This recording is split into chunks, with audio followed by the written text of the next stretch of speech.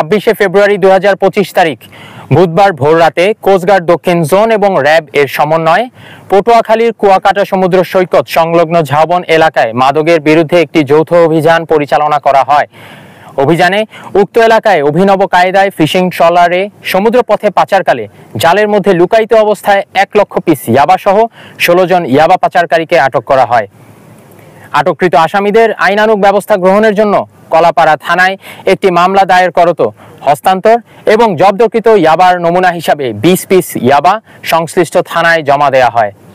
এছাড়াও গত 26 মার্চ 2025 তারিখে বিসিজি স্টেশন বরিশাল কর্তৃক বন্দর থানাধীন কীর্তনখোলা নদী সংলগ্ন কায়াচর এলাকা হতে 2 কেজি গাঁজা জব্দ করা হয়।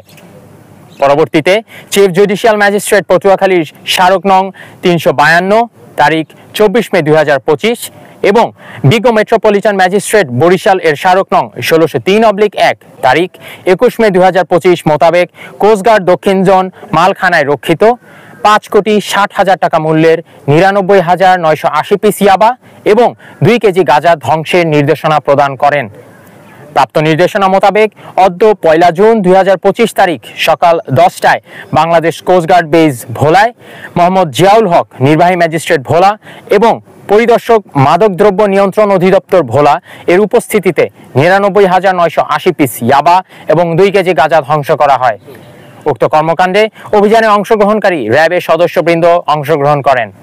দেশের আইন শৃঙ্খলা পরিস্থিতি স্থিতিশীল রাখতে বাংলাদেশ কোস্টগার্ড 24 ঘন্টা টহল জারি রেখেছে, যার মাধ্যমে কোস্টগার্ডের আওতাধীন উপকূলীয় এবং নদী তীরবর্তী অঞ্চলের আইন শৃঙ্খলা পরিস্থিতি অনেকাংশে উন্নত হয়েছে। কোস্টগার্ড ভবিষ্যতেও এই ধরনের অভিযান অব্যাহত রাখবে। ধন্যবাদ।